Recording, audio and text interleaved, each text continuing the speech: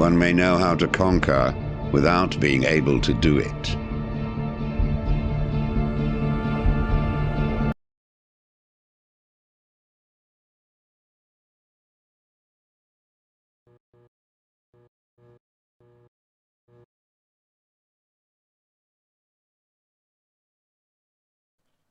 In a world where there are many atrocities happening all at once, some get more publicity than others, but when it comes to terror attacks in Western society, the coverage given to them is immense and overwhelming. As technology has advanced, the speed and delivery of the news is so precise and details of the event are provided to the viewer near flawlessly, you can't help but stand in awe at the ability to not only deliver the news under the circumstances, but also gather the information such as photos, videos and interviews without much delay. This documentary is called On the Face of It, Manchester, as we, the general public, should review this event ourselves with our own eyes and our own minds without all the noise. When this event occurred, it grabbed my attention more than any other Western society terror attack due to its close proximity but also the level of detail in terms of the victims that were involved. That said, some details were and still are sketchy, and since this event is now seemingly concluded, I cannot simply forget about them. That is why in this documentary we will look at the key elements that make up the official narrative, and from reviewing these elements at a normal pace, rather than the fast-paced, quick cuts that the news typically show, we can work out if there are any inconsistencies and what that means to the narrative provided. Please understand, if you are watching this and you were directly or indirectly affected by this event, this documentary has not been made to offend or upset. It has been made in hope that people will independently think about the details that are being given to them by the media at the time and not just taking them on face value. It is very easy to simply read a headline or get a feel for an event based on minimal exposure to it, but in reality there's a lot more to them, especially in the case of the Manchester Arena bombing. So for example, did you know that the fire brigade were told to stand down and not assist other emergency services? Given the nature of this event, it seems a strange call to make, and this command resulted in a fireman writing a letter talking about their shame and anger. I mean, the letter is totally understandable because ultimately they're angry because they're witnessing what was happening on the news and they weren't allowed to do anything about it. So from my point of view, and hopefully yours too, the question is why? It is these kind of questions and inconsistencies that if at this point you are keen to know more, then please watch on, as we're going to get up to speed with the basic outline as to what happened on that night based on the official narrative. Note, this documentary has not been made to force an opinion or viewpoint on you. It is to simply look at the evidence that has been presented to the public and logically analyse it in hope that you will form your own opinion on the event in general. The Manchester Arena bombing was the deadliest attack in the UK since the 7th of July London bombings in 2005.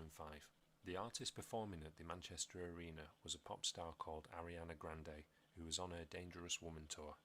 On the 22nd of May 2017, a 22-year-old male detonated a homemade shrapnel-laden bomb which resulted in the deaths of 22 people.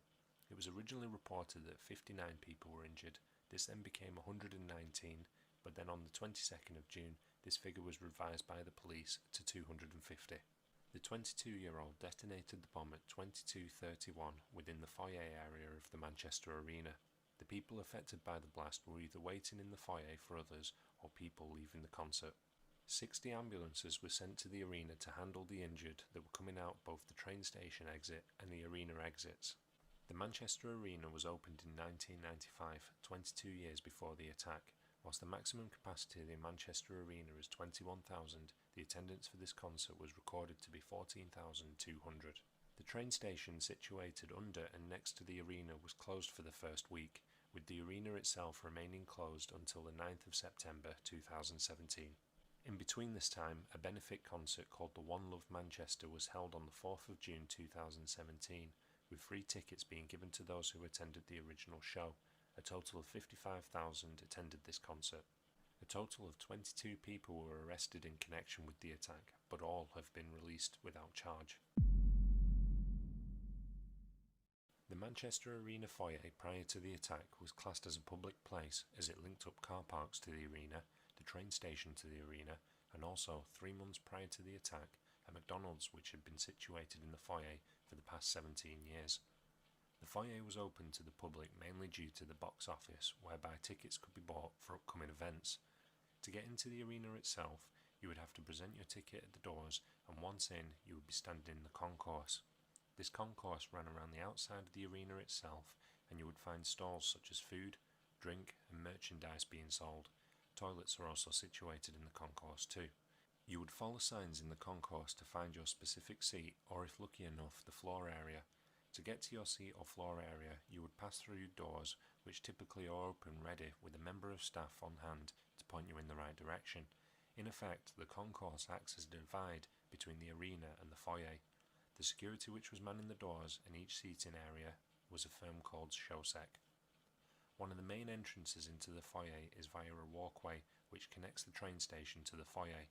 From ground level within the train station, you can either use the stairs or a lift, which takes you onto a walkway which goes over part of the train station and into the foyer. You then pass through some automatic glass doors and you're into the foyer itself.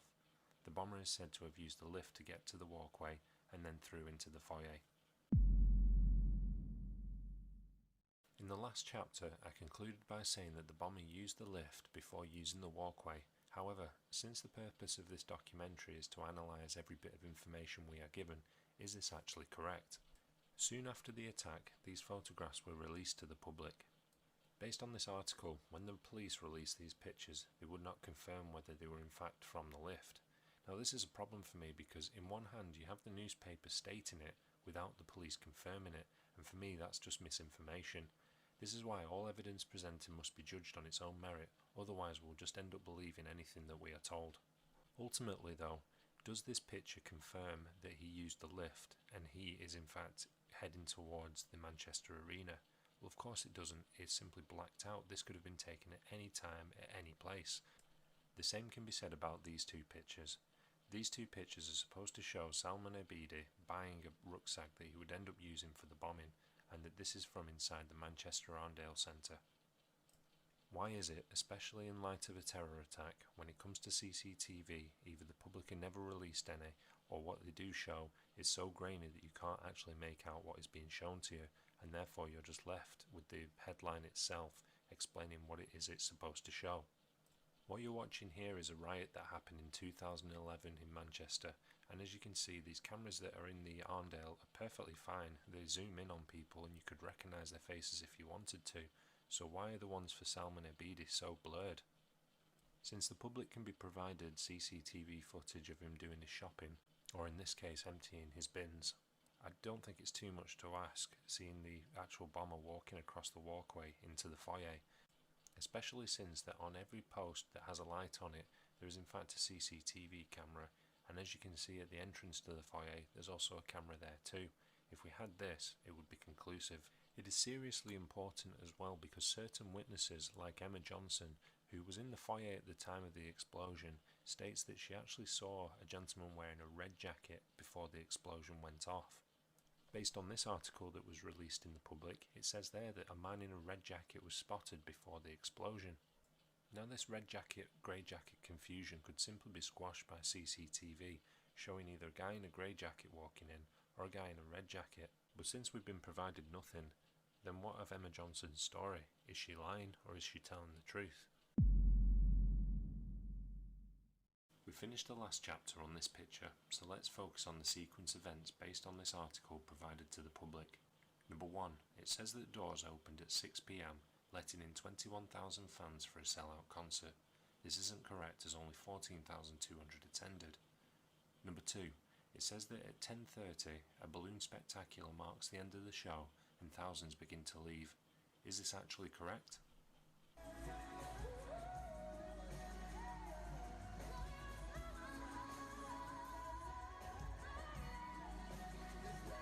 That was the actual song at the arena and you could see the balloons. However, when marrying this song up to the night's playlist, it wasn't even the second to last song. Number 3, we've already highlighted the issue with the red jacket, but it says that the man is spotted at 10:32 before a bomb-like bang is heard. This is not correct against the official narrative which states the bomb went off at 10:31. Number 4, at 10:35 police are called to reports of an explosion. Again, this is not correct since the official narrative is that the first calls came in at 10:33 as per the official timeline given. And finally, number 5. It says that unaccompanied children were taken to hotels for the night. This is also not true. Whilst you could potentially argue that newspapers may not have its facts in order, where did they get them from to confidently publish them in the first place? Emma Johnson regarding the red jacket? Or how about Paula Robinson regarding the children taken to the hotels? Now, some people have called her the Angel of Manchester, but Paula Robinson says she just wanted to help. Anyone is looking for the children, they're making the way to the Holiday Inn, make your way to the Holiday Inn, and put my phone number on for people to ring me while I was there. So here are the social media posts that Paula is talking about. As you can see, she first says that she's got loads of kids with them and are taking them to the Premier Inn, which is here. She then says she's taken as many kids as they could to the Holiday Inn, which is here. Finally, she confirms about 50 kids are safe. The thing is, whilst Paula not only featured on mainstream media with Channel 4, she also featured on the BBC, and here's what she had to say. So you've had parents calling you today, have you? Hundreds and hundreds on my phone, and all with pictures of the children, and just, do I recognise them? Did I see them? Have I got their child with me, and things like that, which I haven't. This is the only element of this whole story that is true. Paula Robinson did not have any children with her. This is then reinforced by not only the Holiday Inn and the Premier Inn stating that they had no children coming in unaccompanied, but also too by the police. So what is more likely?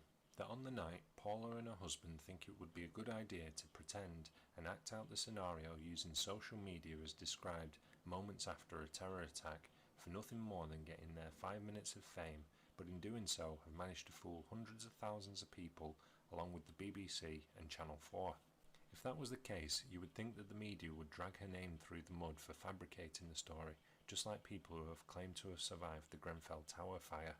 Or is it more likely that the story has been made up by the media as a puff piece and Paula is just simply playing her part? If that is the case, then how can a story be made up in advance and played out in real time on social media without any foreknowledge? Whatever you want to believe, the fact is that Paula's story is not true, and the same media that reported it to start with didn't correct the public. Here is another foyer witness. Andy Holy claims to have been in the foyer when the blast went off, and despite being blown off his feet, through the tickets doors and into the concourse wall, he had no physical injuries. Andy was the first person to contact the BBC to provide further details on what had just happened. Whilst I don't want to talk too much about his story to the BBC being completely different to the story that he gave to the Liverpool Echo newspaper, this chapter is about the timeline, so what does Andy Holy have to say? They went in, and I just went back to the room and that, and then about 10 past 10 I made my way to the upstairs foyer, which is a big waiting area before you go in, right near the box office where the actual bomb went off. I was stood pretty much where it went off, so it got to about past, and the singing stopped, so me and the girl said, oh, it must be finished, it'll be out now. And then about 2 minutes later she started singing an encore. And this is where I think this bomber's got it wrong. I think he didn't know she was doing an encore, and he's come up there ready. People are starting to come out. She started singing again, and I think if she hadn't sang that song, it would have been 5 times worse, because you'd have had everyone coming out. So it got to about 25 to. I'm talking to the girl, and there was the loudest noise I've ever heard. The floor shook. I got forced through the door, across the walkway that goes around the arena, and landed near the wall. Physically, I'm alright. Now, hand on heart, do you believe that Andy was in the foyer based on his account? Bear in mind that his timeline is off. He says the concert hadn't finished, which it had. He says that he was right next to the bomb, was thrown off his feet against a wall, but was totally unharmed by either that or the bomb. If you do not believe his story, then how is it that Andy was given VIP tickets to attend the One Love Manchester concert, mingling with BBC staff? Like Paula Robinson, did he have them fooled too? One thing is for sure, Andy likes to ask for free stuff. Do you remember seeing this piece of footage? It was played over and over on the news. Since you are now familiar with the foyer layout, these people have come from the foyer, from out the glass doors, along the walkway and down the stairs. This footage came from a boy called Zach Bruce, and he left the concert early and on his way out heard the bomb, filmed this, and then went back to the hotel. Now, I'm not too sure why, but he ended up tweeting this when he got back to the hotel. It seems a very strange thing to do just after what you've just witnessed. He was interviewed the next morning by an American news station called CBS, where he too had issues keeping his story straight. In one story, he left and didn't know what happened until he got back to the hotel, but then he's credited for filming this. How could he film this and not know what had happened? That's because I just took the video. I heard the explosion. I took the video, and then I just walked to my hotel because I didn't think it was anything serious. He has left early, heard something, and seen the very people who would have been waiting in the foyer. How could he not know it was serious? Could he not tell from the people running down the stairs? In any case, Zach uploaded the footage to YouTube, and even in his description he says that this footage was before the bomb went off. How can that be? How about another person who got media attention? This is Chris Pawley. He too also left early, and in doing so captured footage when running away via the train station. When asked by the BBC via Twitter as to when the explosion happened, he specifically says 22:30 because his footage was taken at 22:31. If the official time of the bomb going off is 22:31, how is this possible? I personally do not believe his account, and stranger still, he was also in Barcelona when terror struck there too. Since this chapter is about the timeline, whose timeline are we supposed to believe? The official police narrative, the man in the foyer, the man running away, or Zach, who didn't know what happened, filmed anyway and said it was before the blast? In any case, the news present this information to you regardless of its inconsistencies and possible fabrication, as it roughly fits the narrative. From my point of view, this is not acceptable when you're talking about an event of this magnitude. In the next chapter, we'll look at the foyer itself. Now we're going to look at the foyer. In terms of the timeline, we'll park that issue for now. Since the official narrative is that a bomb has gone off, based on the newspapers such as The Guardian, which said the bomb caused a crater and a skylight was shattered, the TV news repeatedly showing people panicking, and witnesses' versions like Kim and Phil Dick, who were also in the foyer, used words like black ash, acrid smoke, and rubble and dust everywhere, you would assume that the foyer, which is in effect one big room, would be in a terrible state, just as the news said. If this dashcam, which managed to pick up the sound of the blast 280 metres away with music playing in the car, then this must have been a big bomb. Many people have compared this bomb to that of the Manchester IRA bomb in 1996, but how about the IRA nail bomb of 1982? If we agree that the arena nuts and bolts bomb was big, how does it compare? A warning in advance for showing this picture, but it is necessary when reviewing the evidence presented. As you can see, this is an open area and the devastation is huge. It is logical to think that in an enclosed environment, the scene would be much worse. So what has been presented to the public in terms of the Manchester Arena bombing? This. This is the only picture that clearly shows the inside of the foyer. Again, this documentary has been made to clear your mind of what you have been told and just judge each piece of evidence individually. So, in this picture, do you see a crater? Do you see shattered glass? Do you see nuts and bolts in the doors and walls? Do you see rubble, smoke or ash? Do you see anywhere near the same levels of blood as per the previous picture? It might be a morbid set of questions, but again, this event being the magnitude that it is, needs to be questioned. This picture was taken approximately here and is pointing in this direction with the ticket doors on the right. The official narrative is that 22 people died and 250 people were injured. It is not conclusive from this picture, but it does not look like that amount of people are seen. Even one person on the floor is looking at their mobile phone. Note, the newspapers typically blur such people out, which will make you believe it's for respectful purposes, when in this case, it is so that you do not see what it is for yourself. Andy Holy, who we've spoken about before, claims to be this gentleman here. In his full story, he claims that once he got back up off the concourse floor, he went back into the foyer and started checking the dead bodies and assisting staff. He told the BBC at 23:50 that night that he saw approximately 20 to 30 people in the foyer. It is my belief that this man is not Andy Holy, because the man here has a bald head, which Andy doesn't. If he is lying about this, as well as his other inconsistencies, how could Andy know how many people were in the foyer without actually being there? Another key witness is Darren Costa. Darren credits himself to being this gentleman here, and in Darren's version of events, he ran up to the foyer after hearing the bomb going off, and the first thing he did was drag the bomber's torso from the concourse back into the foyer. How he has managed that without blood being everywhere is beyond me. Darren on his personal Facebook page also states that it was a small bomb. If that is the case, then how did the dashcam pick it up? The final piece of revealing evidence Darren provides is that whilst he says he was in the foyer helping, he says that he did not see any dead or injured children. How can this be? Darren did feature, whilst only briefly, on the recently aired ITV documentary 100 Days After Manchester. It's a pity the ITV didn't get him to explain this key point. If Darren didn't see any children, then what of the story of the two homeless men? One was pulling nails out of children's arms and faces, with the other talking to a young girl who had no legs. Not much has been said about Stephen Jones, who's the one on the right, but a lot has been said about Chris Parker. Chris Parker states that when he heard the bomb, he ran into the foyer and saw a small girl with no legs. He asked the girl where her parents are, and she replies. The newspaper don't mention whether this girl survived or not, but they then move on to say that Chris held a woman in her 60s in his arms till she passed away. The public and press clearly didn't fact check this, because the oldest person to have died was 51. Does this person look like someone you would describe to be in their 60s? Well, regardless of this, £50,000 was raised for Chris. This money has been put on hold as he is due to appear in court in January 2018 for allegedly stealing a bank card and a mobile phone whilst helping the injured. The thing is, if his story is not true, then how can his criminal charges be true as well?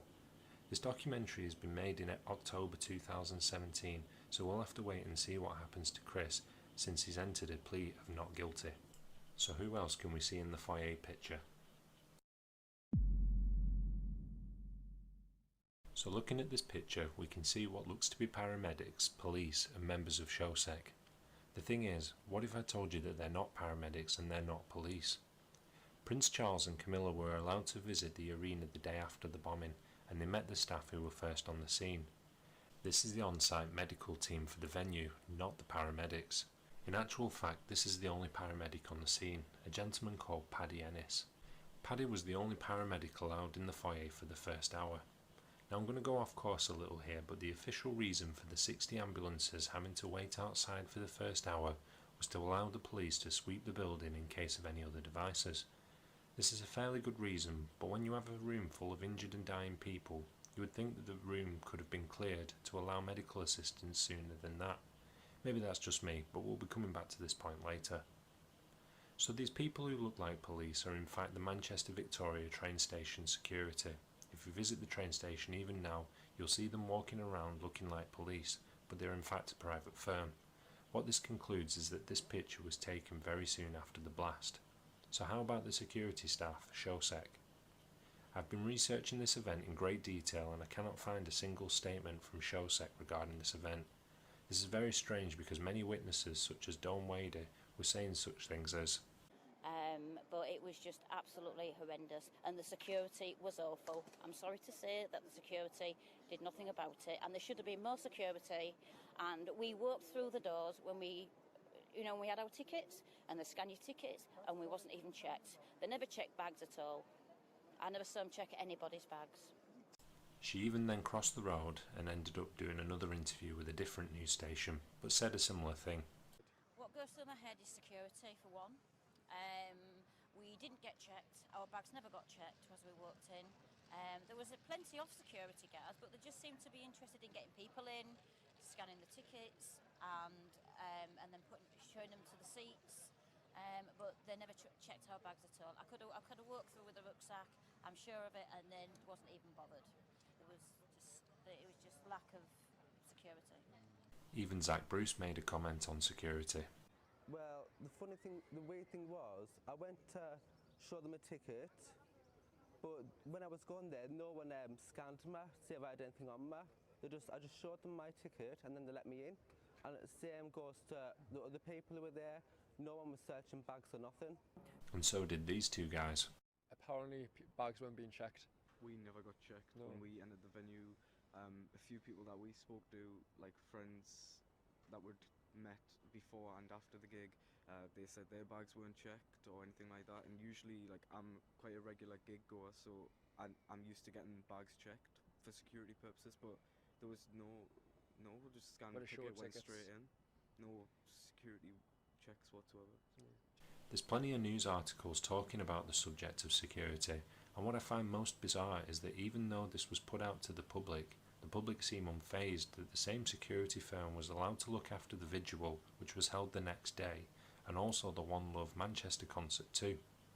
Since an inquiry and investigation was going on, you'd think that they would stand down until the dust settled, but as I say, no one seemed to mind, and it was business as usual. In reality though, these witnesses in the newspaper articles are a red herring.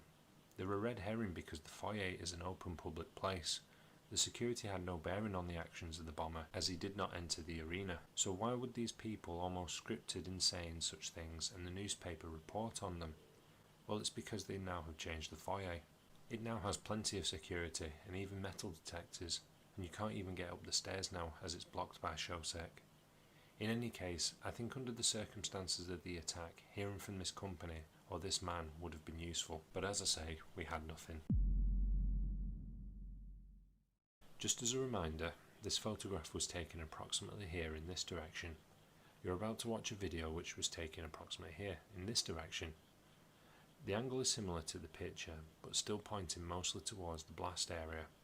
What the person filming does do, however, is pan around to see the room more in its entirety. This video has never been made public. Stills of the video have never been used in newspapers, nor the video shown officially online or on television. Just like the picture, we're reviewing this evidence with a clear mind and open eyes.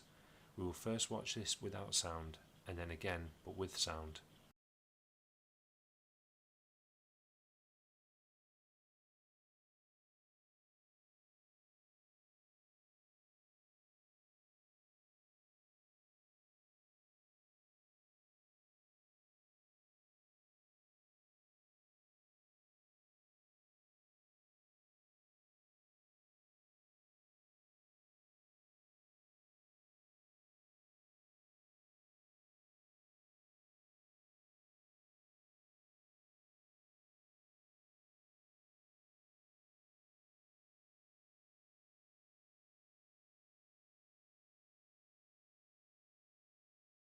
Based on what has been discussed so far in this documentary, do you have any observations? We will now watch this with sound. You're going to hear the train station emergency tannoy announcement for the most part. Public safety announcement. Due to an incident, it is necessary to evacuate the area. Please leave the building immediately by the nearest exit.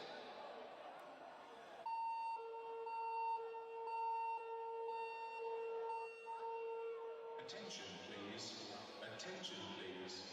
This is a public safety announcement. Due to an incident, it is necessary to evacuate the area. Please leave immediately by the nearest exit. We need some help, yeah.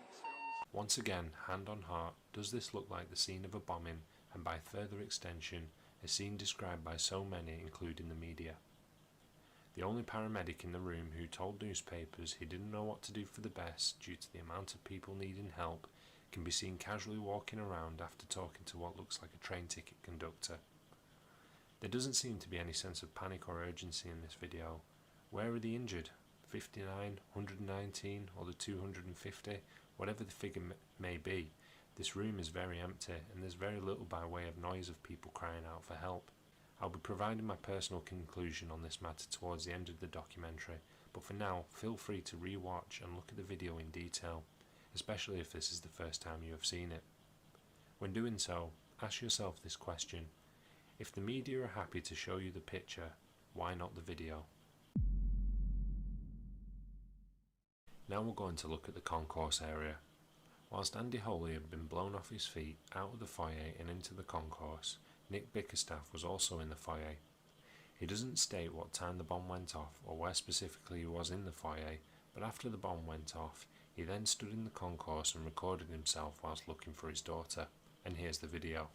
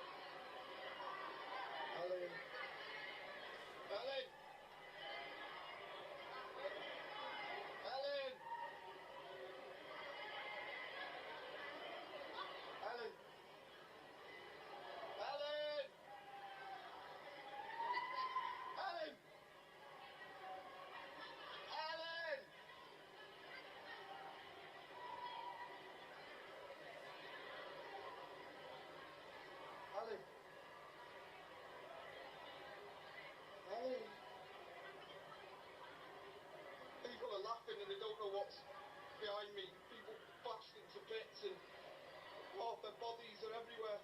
Oh! Ellen! Ellen!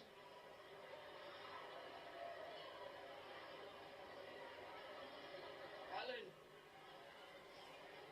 So based on this map, Nick has left the foyer and all those in it, where it says 206, and walked by the bomber's torso, which Darren Costa ended up moving, and then headed towards 210 to 11. He begins filming there, and the first screenshot we'll look at is back down towards the foyer. In this frame you can see two members of Shosek, and if he's so concerned in finding his daughter, then he could ask them what's happened or ask for help, but he doesn't. In this portion of the video, it seems like people are mimicking him when shouting Ellen, and later in the video he says that people are laughing at him. Then another Shosek member can be seen in this clip. Then he nearly bumps into another one. This next frame confirms where he is in the concourse, but more importantly, watch the video back and look at everybody else's demeanour. Everyone's calm but him. The final bit of the video is the most telling, and that's because within this video he describes in great detail the bodies that he has seen. He can only know that if he's actually there, but again we have another person in the blast radius uninjured, but also completely clear of any debris, dust or blood from others. If he wasn't in the foyer and you think this guy is a chancer based on the video he's recording, then how could he know about the bodies? Whilst you think about that, also ask yourself, why would anyone film themselves under these circumstances? Why not just ring the daughter? Did he not know the seat number she was sitting in, as he seems to be just staying in one particular area rather than running around properly looking for her? Why not ask help from Shosek, or at the very least alert them to what has happened?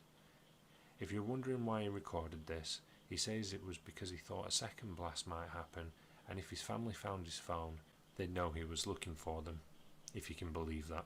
Another strange occurrence I've come across is that it seems Shosek was stopping people from leaving via the foyer before the end of the concert. This is confirmed by a Jenny Brewster, who was interviewed by Sky News that night. And so we did. We went to the bathroom and then we said, let's go now before the rush. So we walked towards where the MEN car park is, where we were parked, and there was a row of stewards stood in a line, stopping us getting through, but they were very friendly and they said, this isn't your best way, girls, you're best turning round, you can get to your car park that way. As I turn round, boom, one loud noise. In a recent TV episode of a programme called Educating Manchester, a girl called Freya also described similar. We was waiting to be let out to walk down to the foyer area, and while we was waiting no one would let us past, and all of a sudden we had like a massive explosion and it went quiet, and then everyone just started screaming and running. I suspect in all the chaos that was going on, they haven't thought about the possibility of foreknowledge, which would explain why they would be refused access by security to a normal exit. Next, we'll go inside the arena itself. So now we'll look inside the arena itself. The media put out a wave of different videos in no order whatsoever, making it very difficult to work out a rough timeline as to who filmed what and when. So to try and get a handle on this, we'll look at the clips in what I believe are in the correct order based on the density of the people still in the arena. As you know, the bomb was set off in the foyer here. This first clip we'll watch is from a girl who filmed approximately here in the floor section.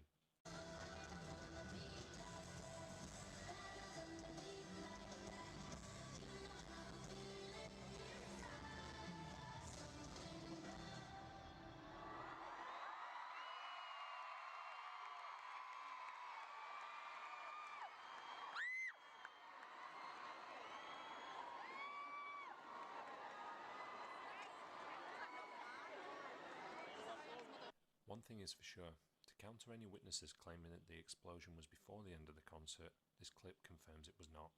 Here we have a tweet from one of the videos we'll be looking at later, stating that the blast was approximately 3 minutes after the last song. In this clip it is filmed after the concert and manages to capture the sound of the blast. A Michael Jackson song can be heard and it's either 45 seconds into the song, or if it's the second chorus, around 2 minutes 20. Before we listen to the clip, you can see large parts of the arena have already left, tying in with the tweet that was previously shown.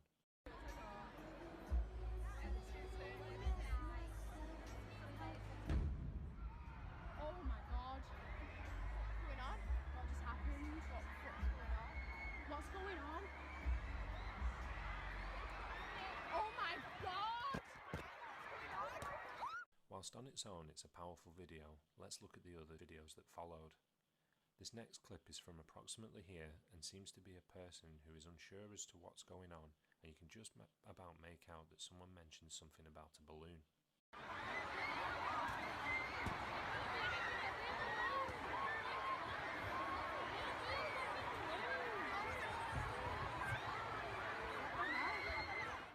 Someone on Twitter asked the person why they were filming, and they said it was because people were shouting it was a speaker. Now we're getting close to the foyer with this next video, which was taken approximately here. As you cannot hear anybody say anything specific, a couple of people are pointing over towards the direction of the seats nearest to the foyer.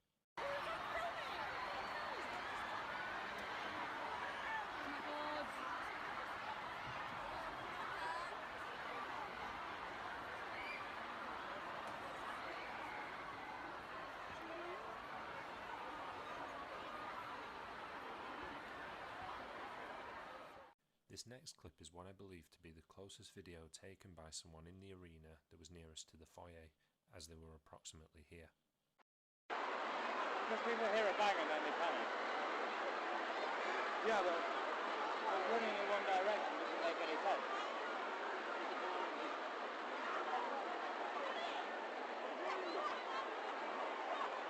Is just people overreacting or? Yeah, I think so.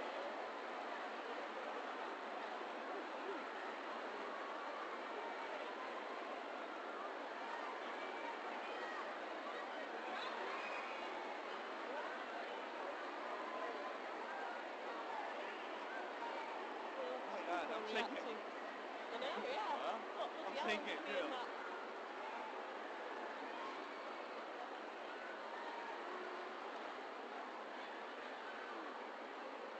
Well, if he's going to die, he might as well die out in the Grande. That's why she was saying bye. The person who filmed this ended up making a YouTube video about his experience, and he says that he asked a member of Showsec what had happened, and this is their reply. When we said to the security, we were like, what's going on, what was that bang? And they tried telling us that it was an aircon, like a vent that blew up or fell from the roof or something, and we were like, well, clearly it's not, because we would have seen it fall from the roof. This next clip is from approximately here, and in this clip you'll hear them talking about a gunshot, but the male in the video says it's not a gunshot, it's a mic, which I presume he's meaning the speaker.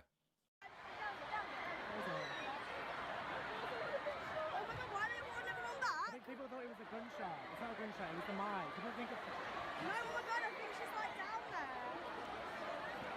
What's happening? I don't know. I thought she was down there and got excited.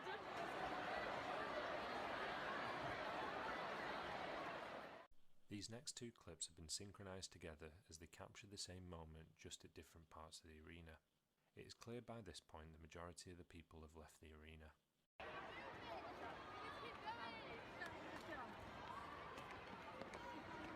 Ladies and gentlemen, please take your time. There's no need to bunch up. There's no problems here. Just take your time and keep exiting the building. There's no need to bunch up and run. Take your time. There's no problems here. Thank you for coming and having a good time tonight. Everything is fine. Just take your time exiting the building. Thank you very much. Walk slowly. There's no need to run. Thank you. It is quite clear, as you could imagine, that there was a lot of confusion, and many people say that they heard gunshots, balloons, the speaker, or an AC unit, and so on. This was the same on social media too, where there are many examples of these things being said by people in the arena.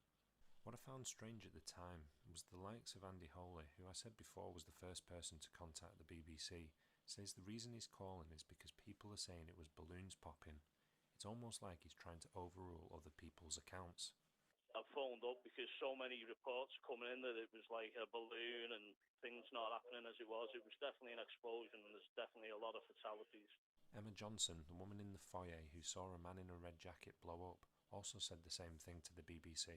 I rang last night because there was reports of it was a balloon going off, it was a speaker exploded, and I had to tell the story for all those that had lost loved ones, that it wasn't. How is it that we have two people who have two conflicting versions of events, both which don't match the official narrative, yet they are making sure they inform the BBC that other people's accounts are incorrect? This tweet that I showed you earlier comes from this final clip. I cannot pinpoint where it fits into the timeline, but whilst the news showed it over and over, it's actually the person's account I'm more interested in.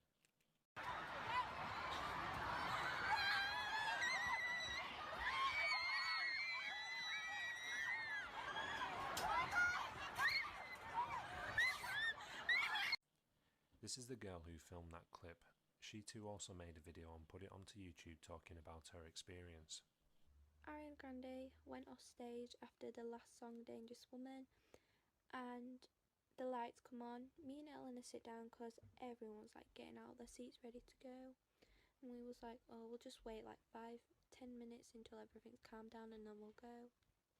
We thought like 5-10 minutes and everything's gonna calm down, and then we hear a loud explosion bang noise, which kind of scared us in a way, but we never thought anything of it, of like it'll be a bomb. We thought it was just like loads of balloons popping at the same time or something. So we turned round, everything went silent, and bang, and we turned around again, and it was like when a farmer releases his gunshot into the sky and all the birds scatter in the sky.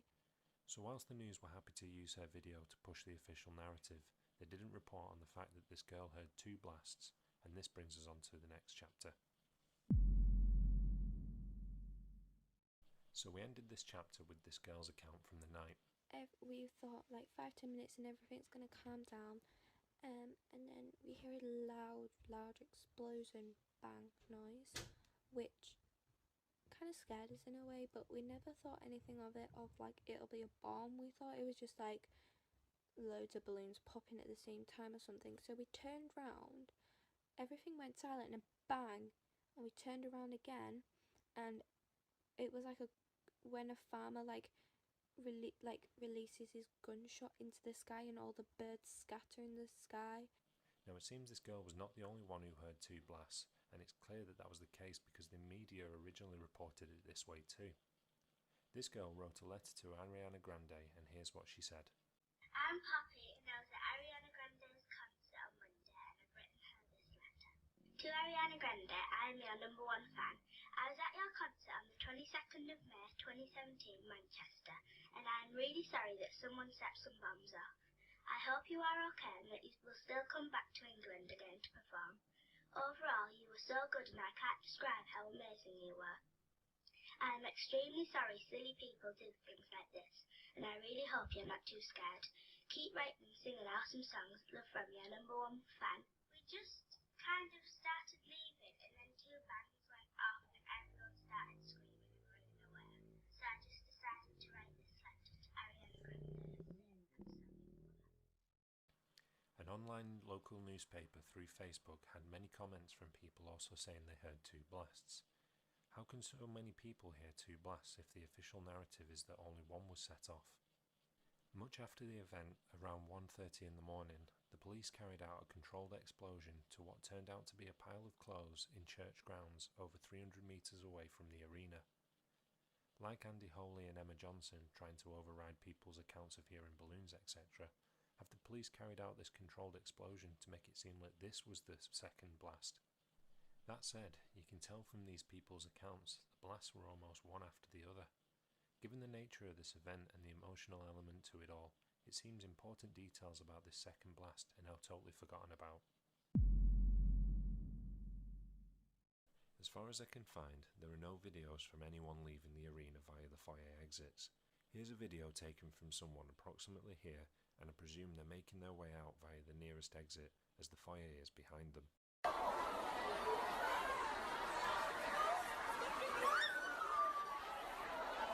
This next clip is from someone leaving via the main back exit, which is here. These are the stairs at the back of the arena. Anyone who was in the foyer would have been captured in Zach Bruce's video, and if they wished, they could then come out of this train station exit and merge with the crowds that had come from the back stairs exit.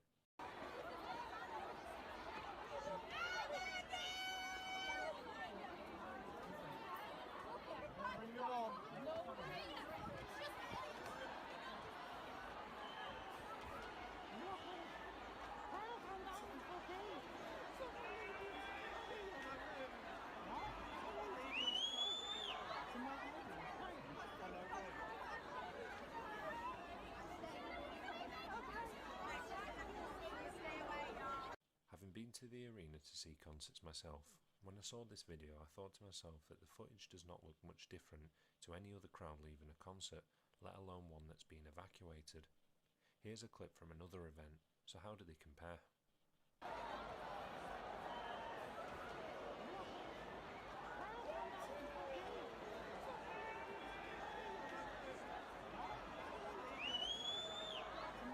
It's only my opinion, but there's not much separating these two clips. To me, they both just look like crowds of people leaving a concert. In any case, after the bulk of the crowds had left, at around 11:20 PM, a local freelance photographer began taking pictures which would end up being the official photographs used by the media. Joel Goodman took this picture in 2016, claiming he was just at the right place at the right time, when in actual fact, he was purposely going around Manchester taking photographs of people in drunken states. In the pictures he took for the Manchester Arena bombing, he managed to capture some people who would end up becoming key to the event, such as Safi Roussos' dad and brother. He also took a photograph of Safi's half-sister, who can be seen here sitting, yet was in the foyer with Safi at the time, as they were both leaving the concert, yet Safi was deemed to be missing. Now that we've worked our way through the Manchester Arena, looking at the basics which make up this attack, in the next chapter, I'd like to provide you with my conclusion. Please note that this is simply my conclusion and opinion as to what happened on that night. I appreciate that I was not there, but this is based on the evidence given to me as a member of the public. My conclusion is based on reviewing other terror attacks and the evidence presented in them, because you will find the blueprint from them is very similar, no matter what occurred or where it happened. I hope that regardless of this documentary, you'll still formulate your own conclusion based on what research you do yourself. If you have seen elements of this narrative that have made you think more about Manchester, then this highlights how important it is that you do not take anything on face value. In the Hillsborough disaster that killed 96 people, if the public blindly accepted what the police and media told them, would there have been the same inquiry which concluded that both, in short, had lied about the official narrative? Well, not likely. Even now, 2 weeks after starting this documentary, the chapter regarding the official narrative is now changed. The police have recently reported that it is in fact 512 people that were injured. How can this figure keep going up after 6 months? There was an inquest in June which said that 220 people had been treated for blast injuries, so how has this figure now more than doubled? So now to my conclusion.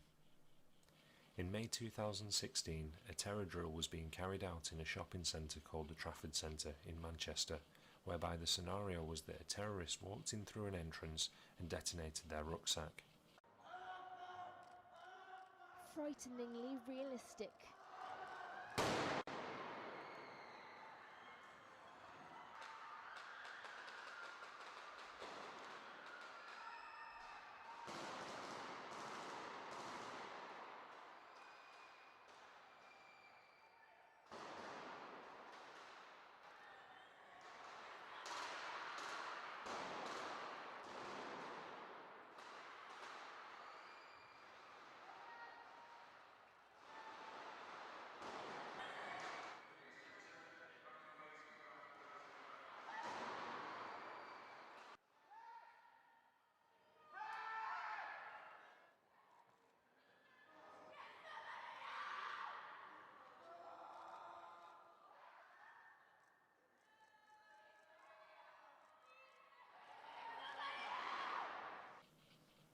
It looks pretty real, right? Well, it seems drills are something that happens quite frequently prior to actual attacks. So for example, in London, Westminster, a drill was held 3 days before the Westminster Bridge attack in March 22nd, 2017.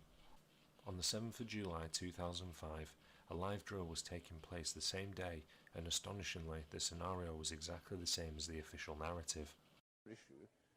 Today we were running an exercise for a company, bearing in mind I'm now in the private sector, and we sat everybody down in the city, 1,000 people involved in the whole organisation, but the crisis team, and the most peculiar thing was we based our scenario on the simultaneous attacks on the Underground and mainline station. So we had to suddenly switch an exercise from fictional to real. And one of the first things is, get that bureau number. When you have a list of people missing, tell them. And it took a long time. Just to get this right, you were actually working today on an exercise that envisioned virtually this scenario. Almost precisely. I was up until 2 o'clock this morning because it's our job, my own company, Visor Consultants. We specialise in helping people to get their crisis management response. How do you jump from slow time thinking to quick time doing? And we chose a scenario with their assistance, which is based on a terrorist attack because they're very close to a property occupied by Jewish businessmen. They're in the city, and there are more American banks in the city than there are in the whole of New York. A logical thing to do. And I've still got the... I was going to say, how extraordinary today must feel for you as it unfolds. You mentioned a few moments ago there. Just so you know, Joel Goodman was also at the Trafford Centre drill, taking photographs. As mentioned, the Manchester Arena foyer was in effect one big room, a public place that can be separated by simply closing the doors and blocking the movement of people. It is my belief that the reason why 2 blasts were heard by so many is because there were in fact 2 blasts. The first, similar to that of the Trafford Centre drill, that is loud enough to create a flash and some smoke, with the second being the sound recorded by the girl in the arena, but it has actually come from the speaker. So for example, people sitting or looking to leave via the foyer in seating area 106-206 hear the first blast, and it's enough to begin the panic within the arena. The second blast is needed only to get this across to the other people in the arena. Listen how the song cuts out, allowing the sound of the blast to come through the speaker, and then the music carries on straight after. Oh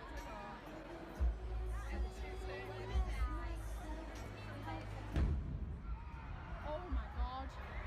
What's going on? What just happened? What's going on? This would explain why so many people inside the arena had no idea what had happened. Some thought balloons because the foyer blast wasn't that big, and others saying the speaker because it actually was. Even this person, who wasn't that far away from the foyer area, doesn't know what had happened. How can that be?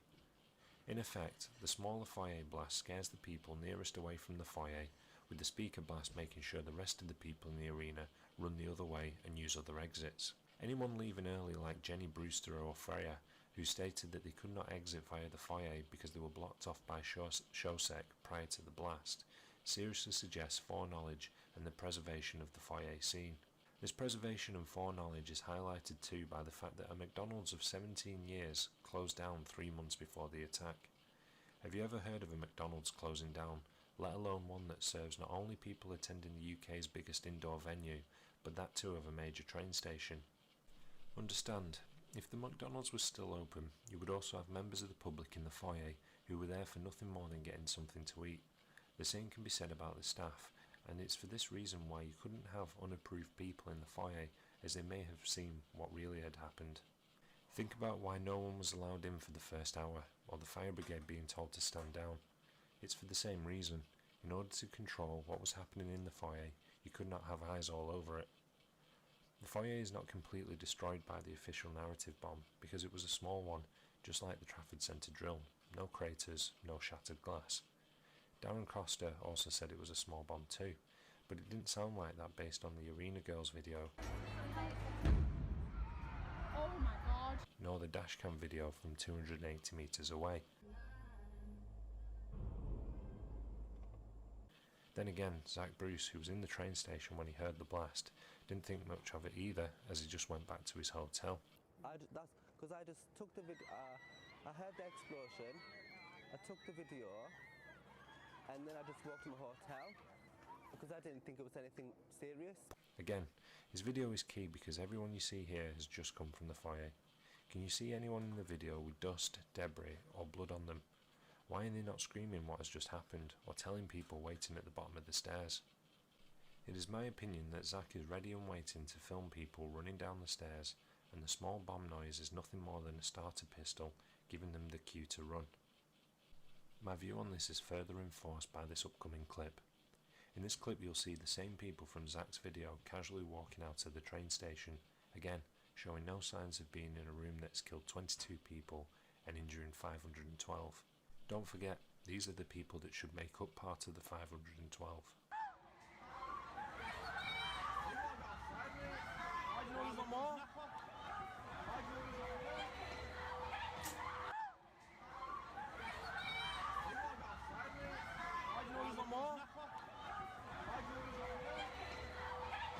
More worryingly still is that in both clips, this girl and her mother can be seen. In Zach's video, they are running down the stairs, and in this one, they're casually walking out of the train station. This is the girl with her mother, and they're sharing a hospital room with others during a visit from the Queen. Now, if Zach Bruce was ready and waiting, then the person who filmed this was also ready and waiting. It just seems the media felt Zach's video looked more dramatic, which is why you may have never seen this other clip. The same can be said for the foyer photo versus the foyer video. I asked the question why the media have not shown the public the video. Well, the reason is because it goes against all the witnesses who have been put in front of a camera describing a scene that doesn't match. The fact is, just like Zach Bruce's video versus the other, the foyer photo looks worse than the foyer video, so they've had to run with that. Again, if the media are picking and choosing what they report on and what evidence they supply in support of what has happened, then they're not acting as journalists, they're simply following a script to make sure that they're all singing off the same hymn sheet to deliver the same message. That message being that whilst no evidence has ever been given to the public that the bomber entered the train station, lift, walkway or foyer has caused the deaths of 22 people. It's simply a case of giving you, the public, just enough pieces of information for you to believe that that is what has happened. Now, it might be at this point that you're thinking that this simply cannot be possible. At the end of the day, the official narrative is that children died. It is this emotional angle that keeps you blinded from reviewing their evidence, which we have looked at in this documentary, and furthermore, make it difficult to even talk about. Remember, foyer witnesses do not match the official narrative. The levels of damage do not match the official narrative. People who filmed and submitted content to the media do not match the official narrative, and even people who are supposed to be injured do not match the official narrative. There is a term coined called duping delight. It is described as the pleasure of being able to manipulate someone, often made visible to others by flashing a smile at an inappropriate time. Serial killers have been caught off guard by this reaction when lying about their story, when in their mind they think they're getting away with it, and this reveals a smile. At night, when I close my eyes, I can see Christy reaching her hand out to me while I'm driving, and the blood just keep coming out of her mouth. And that, maybe it'll fade too with time, but I don't think so. That haunts me the most. The Manchester Arena bombing is not without duping delight. I mentioned that this girl is sharing a room with others during the Queen's visit. This other girl can't help but give off duping delight even when asked if the incident was scary. I was in the foyer, but yeah, I was just walking out to meet my dad because he was picking me and my friend up from the concert, and then it like went off behind us. And I just remember the explosion in my ears just started ringing for ages, and then there was just people like screaming and things like that. Yeah, so it must have been really, really scary. Yeah, it was quite scary, but just gotta get through it really. Remember, this is a young girl caught up and injured in a terror attack, and she's smiling. She isn't the only one. Andy Holey's daughter was also in the Liverpool Echo's interview, and she too cannot help but smile regardless of the questions being asked. Did you sort of know what had went on, or? I knew straight away it was a bomb when it went off. Me and my mum was just about to go through the doors, and it was really loud. Everyone just froze for a minute, and then everyone just started to run. So what did you think? Obviously, I know you knew your dad was standing outside waiting on you, or did you just not have time to think of that? I'm more focused about getting my mum out because she looked like she was going to faint, and we just went the opposite way, and I just tried to get out first. How about this girl? Jess, where were you when the explosion happened? We were right just above where it happened, really. We were about to go down the stairwell into the concession area where it happened, and we heard the explosion. Everybody turned to the left, screamed, and started running. So me and my friend who I was with, we just went back to the stage area, the main concert area, and just tried to get away from the mass of people that were stampeding out, really. Or this girl who sustained perforated eardrums but left the hospital after 5 hours and is unfazed about going on national television, again smiling as if it's nothing. And it's other people's, and it's just really, like, you don't expect it, and you're just looking around, and at the time you're lucky, but you're not. I just remember looking and being covered in blood, and other people's flesh was in my hair, and I just knew I had to get out in case something else happened. And I remember just grabbing her and sort of grabbing her hand and just running. As we both fell over, the people in the front in front of us took the brunt of the explosion, so I only have, they're not that severe, but they're quite severe, injuries to my legs. I've got shrapnel that's been removed from my lower leg, and it's one of those nail bombs, so there's like bolts and nails, that's what pulled the skin out. There's massive chunks of skin missing. Just really happy we're both okay. Whilst it's not quite the same, even in Prince Charles's visit, everyone is standing in the very arena smiling and laughing the day after the attack. The arena was closed, so why are these people in their work clothes?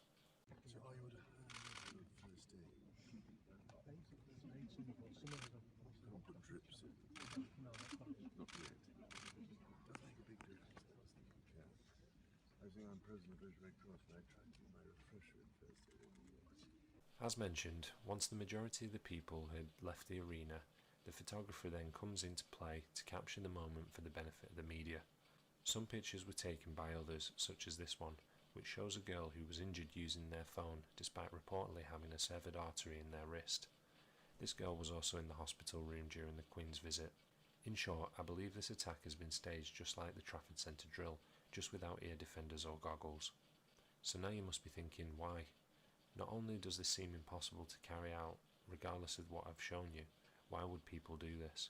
The saying goes, money is the root of all evil, and my goodness has this event raised some money. It is reported that £250,000 has been given to each of the families who lost a relative, with various grades of money given to those who were injured. This money has been raised primarily by the public, you. The public have been told various lies, and you've been asked to give your money to the cause. When you watch interviews of people involved, no one is angry about what has happened. I have no feelings of hate, anger at all, because I don't think this person deserves any of those emotions I should invest in. I'm staying with my positivity for Martin, and that's what I want to hold on to. There was an opening inquest in June, and none of the family members affected attended. This seems strange to me, as I personally want to know anything and everything about what had happened. Why do you think duping delight can be seen on some people? It has been a case of let off balloons, have a couple of benefit concerts and move on. GoFundMe and other websites of the like are utilised as a means of raising money from the public. They keep a percentage and then it's distributed as and when. Terror attacks are a serious money spinner. How many are you willing to see in the news before you get fed up of them? Are you just going to keep lighting candles, letting off balloons and giving some money to a website only to repeat it next time? The media et al. Tell you that love is stronger than hate and other phrases like they won't win, but this is a form of control to stop you from finding out the truth, or at very least look for it. They want you to accept anything they throw at you. Take a look at the Parsons Green tube train bomb. Regardless of it being just a bucket in a plastic carrier bag, they tell you that 30 people were injured, and the public just buy it. Just like the foyer, can you see signs on the train wall of any blast damage? No. So maybe at this point you might be thinking this is all too far-fetched, it just cannot be done. So let's quickly look at some other examples. Orlando, Florida, 2016. Regardless of zero CCTV footage of the perpetrator entering the nightclub, he is reported to have killed 49 people and injuring 58. Even though during a long standoff with police, who blocked both ends of the street, a small camera crew are allowed to capture the moment as injured patrons walk by. The problem is, They're walking in the wrong direction and are actually heading back towards the nightclub. In this clip, you can see the man that they're carrying doesn't realise that they're still being filmed, and despite being shot in both legs, they put him down and he's fine. And over again.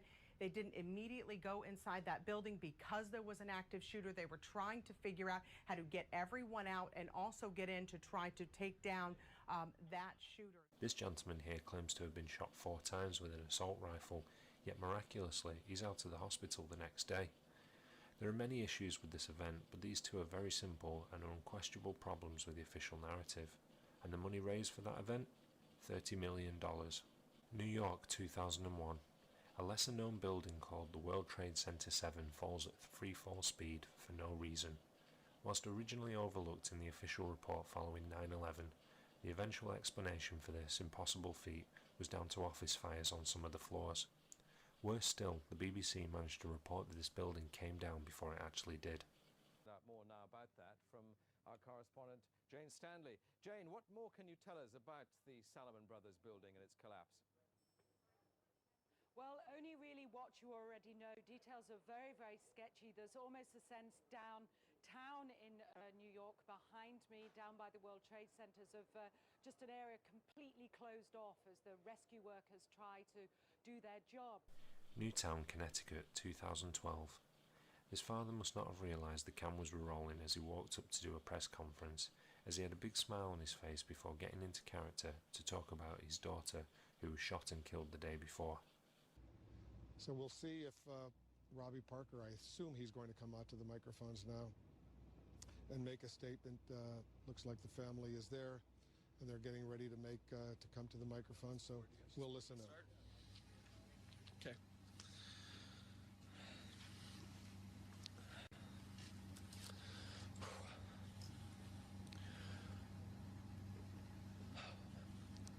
So my name's Robbie Parker. Are these things limited only to America? Of course not. It's a terror tour. It's worldwide.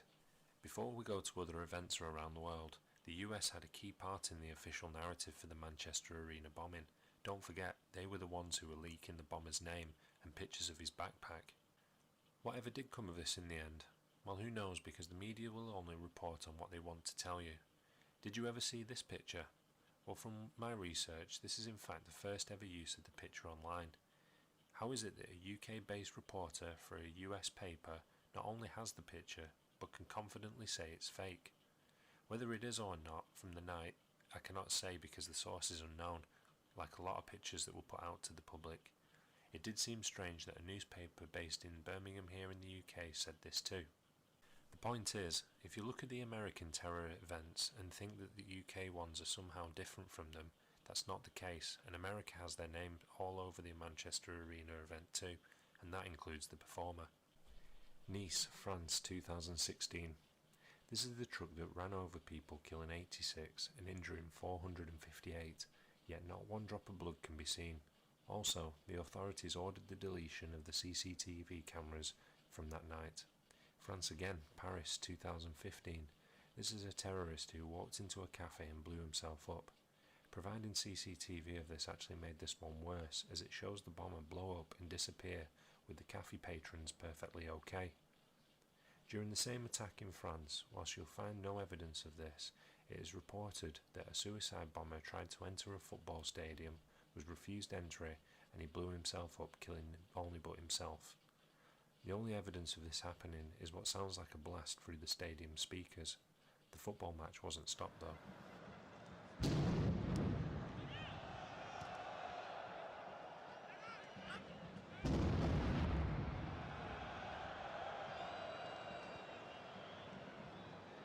Westminster Bridge, London, 2017. A man has driven a car across a bridge, killing 4 and injuring 49 before going on to stab and kill a policeman. This is a video taken showing people that had been hit by the car that went over the bridge. Problem is, in this video clip, even though the car is supposed to have already gone by, the same person can be seen taking pictures of Big Ben.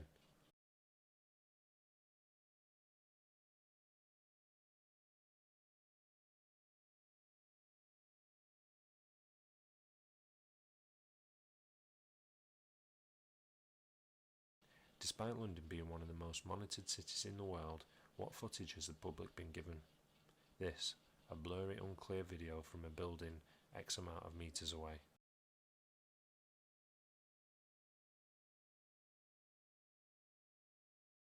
How about our relatives in Australia?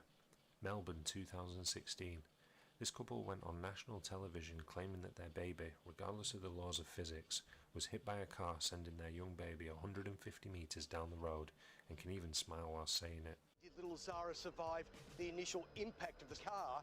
She was thrown, according to her parents, 150 metres along Bourke Street. To put that into context for you, that is almost 3/4 of one city block. That she simply survived is amazing. I find it totally miraculous. Yeah, it is. It's a miracle. That a child can go 150 metres through the air. Yeah. Yeah, she's... Let alone survive, be not that badly injured. Yeah, and that's... Again, there's been no CCTV evidence showing a vehicle hitting any pedestrians, but still the media are happy to allow people the platform to talk of their account, no matter how impossible it is. There are so many issues with terror attacks that this documentary could last a lifetime, and it's for this exact reason why you must look into these things yourself. Do you think the increase of armed police is going to be for your benefit? Do you think installing bollards is going to be for your benefit? How about the installation of metal detectors at concert venues? It's not about keeping you safe, but about keeping you in fear and under control, and these attacks are concocted to do just that. Not only that, you are giving your money to them for them to provide you with these lies. Finally, going back to Manchester, you'll no doubt at some point thought about the funerals of those involved. I don't claim to know how they managed to pull these things off to the detail, but remember, in the case of Westminster, they held one big funeral for the policeman that was stabbed. If the car didn't go over the bridge, then the stabbing couldn't have happened. If the foundations of the story are questionable or downright wrong, then the whole event is under question. Again, please research and review evidence yourself and do not take anything on face value. With the bombers' inquiry still to be done in December 2017, Chris Parker's court hearing in January 2018, and the final Manchester report due in April 2018, be vigilant for any changes in the details compared to what you have watched today.